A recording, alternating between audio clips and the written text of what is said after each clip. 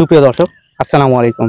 সময়ের সাথে আগামীর পথে ইউটিউব চ্যানেলে আমি তরিকুল আছি আপনাদের সাথে। দেশ ও দেশের বাইরে থেকে যারা আমার ভিডিও দেখছেন তাদের প্রতি রইল আন্তরিক শুভেচ্ছা ও অভিনন্দন। আজকে আমি আর ক্যামেরার সামনে নয়, আজকে আমার ভাতিজা আবিন নিশো সে থাকবে উপস্থাপক হিসাবে। আজকে আমরা তারই উপস্থাপনা দেখব, চলেন দর্শক। আসসালামু আলাইকুম। ওয়ালাইকুম আসসালাম। আচ্ছা, ভালো আছেন? আলহামদুলিল্লাহ। আপনার বাসা কোথায়? আমার বাসা সরকুতিয়া। এই যে আপনি হাত ছোঁয়া দিচ্ছেন, এটা হচ্ছে কিসের জন্য? এটা পরাগান সৃষ্টির জন্য।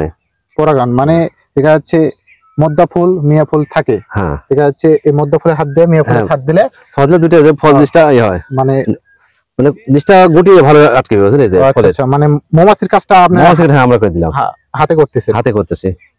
আচ্ছা, এটা কতখানি বীজ আছে? এটা 4 কাটা। 4 কাটা মাটি। এখান থেকে কতখানি বীজ পাবেন? দেখেন এখন কতটি হবে, হলে ভালো হলে মিনিমাম তো 17-18 কেজি। ভালো হলে 17 থেকে 18 কেজি। হ্যাঁ, 20 কেজি ধরেন, 20 কেজি। আচ্ছা, এখানে সার কতখানি দিতে হচ্ছে চাচা? সার প্রতি সেচে 2 কেজি করে ডিএপি দিতে হয়। প্রতি সেচায় 2 কেজি ডিএপি। আর সেচা কয়টা দিতে হয়? সেচাতে মোটামুটি 5-6টা মতো। 6টার মতো সেচা। 6-7টা মতো পড়বে। আর ওষুধ কি ওষুধ দিচ্ছেন? আমাদের এখন ইন্ডোফিল গ্রুপের, হ্যাঁ, ইন্ডোফিল আছে, রোবলাল আছে, আর আছে লোনা আছে, আর বিষ আছে গিল্ডার সরল জাতীয়। আচ্ছা, গিল্ডার বিষ আছে। আর কীটনাশক আপনার ফুলে দিতে হয় না ডাঁটাতে?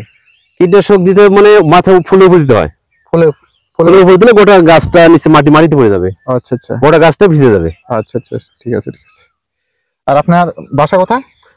আমার বাসা সরকুতিয়া পুরোপাড়া, মানে ভাটোপাড়া, নাটোর জেলা নলডাঙ্গা উপজেলা। হ্যাঁ, বহরপুর ইউনিয়ন। হ্যাঁ, বহরপুর ইউনিয়ন। আর 4 নম্বর ওয়ার্ডে। 4 নম্বর ওয়ার্ডে না? আচ্ছা, ঠিক আছে চাচা, আপনাকে অনেক ধন্যবাদ। ওকে, আসসালামু আলাইকুম। হাতেই আছে, সমস্যা নেই। ওকে, ঠিক আছে, ধন্যবাদ।